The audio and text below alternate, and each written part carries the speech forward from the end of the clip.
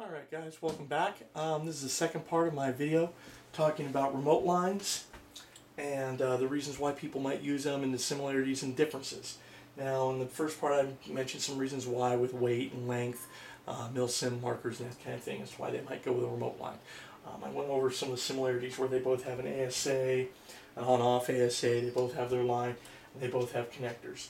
We talked about this in the first part, a simple connector, and then this adapter piece. So on this part, I'm going to mention to you now about this. This being, again, steel braided hose, roughly 3 feet in length.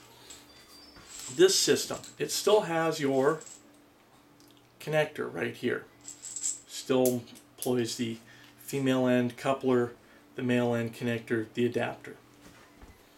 Where it differs is on this one, between the hose and the connector, we have a slide check.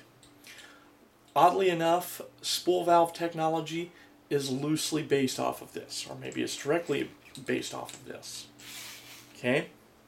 What you have is a tube right here where air comes in through here, and you actually have a set of O-rings here and here with a hole and another hole. And when this is set up like this, the air can go up and out and back in and go forward and go to there. One of the problems with if you've got one of these basic setups is if you've got your paintball marker and you want to put it down, you come off the field, you want to take a break, just want to put your marker down, don't need to take everything else off. Unfortunately, you have to take everything else off or turn off your air, figure out, you have to turn it off, take it all off in order to turn off your air to put the paintball marker down. In this case, we're not playing, it's forward towards the marker, air's flowing, you're shooting. Not a big deal. You come off the field, you need a break. What do? You take this part right here, you pull it back. And what does it do? It'll stop the airflow. You can kind of see right in here, there's a small hole right there, so that when this is all the way forward, it covers it, the air goes through and goes out. When you push it back, it blocks off the air back here. No more air's going this way. So from here forward, there's just that air that's in the marker. Then when you go and pull this off of your male end connector, you just have that air that drains out. Not as much compared to having the whole thing blowing air left and right and flopping all over the place. Then when you're ready to go play again, you can just take this part too. When you come off the field, you put your paintball marker down, you can just take this part and shove it in your pocket. That way you don't have to take your pack off. You don't have to take your vest off just to put your paintball marker down. Okay? I always recommend people, if you're going to go out and go remote, at the barest minimum, get yourself this. Get yourself a remote line with a slide check. Because if you play recreationally or you play in scenarios in big games, you go and come off the field, you don't necessarily want to take off your vest or your pod pack, at least not right away, but you'll want to put your paintball marker down. This will let you do it. When I played and I used to use a remote years ago, this is what I used right here was a slide check. Now you have this. This has come back in style. This is called a Zip Connect. Oddly enough, this was actually made for paintball. It's got on here is 1/8 NPT thread, and it actually says paintball on here. And there's some other stuff on here, probably more technical information about it. But now the Pro Connect is what this is. This has been around for obviously a while. I got this back in like the 90s. This right here in this compact unit takes the place of your connector and your slide check. It's all that all in one. You can see here in length. It's a bit shorter, roughly about a 1/2 inch, 3/4 of an inch, give or take.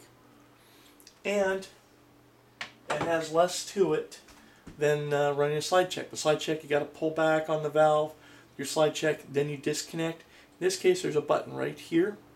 You push this button, and out that comes this. This is your male end connector.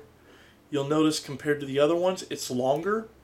It's a little bit thinner. It actually has a bit of a hole right there, as well as some holes right here that allow the air to go through. On this end, it's just a barrel,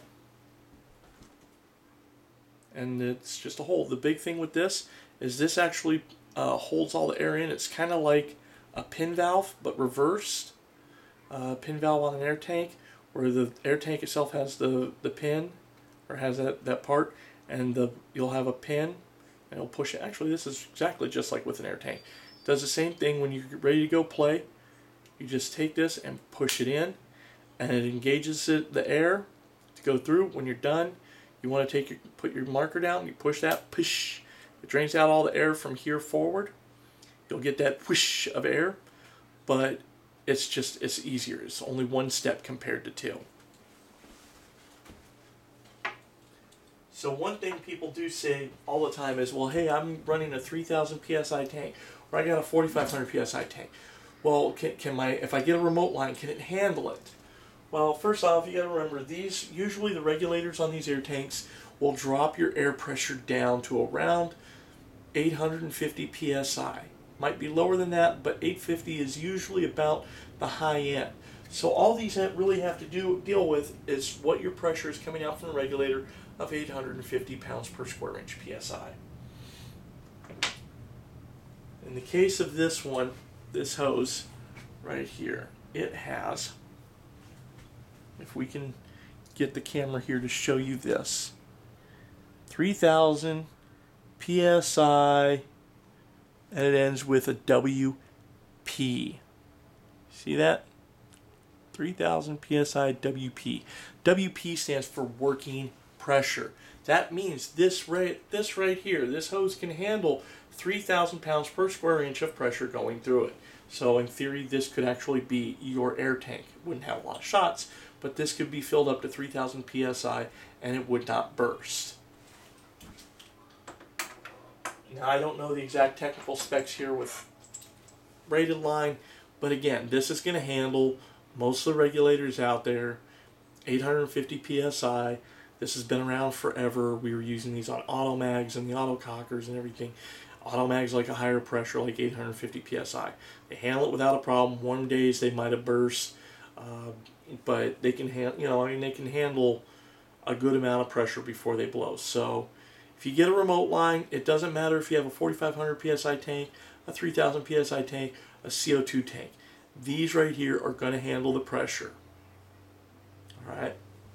So hopefully this gives you some ideas about why someone might want to run a remote line, what the differences are, what the similarities are, and hopefully what would work best for you.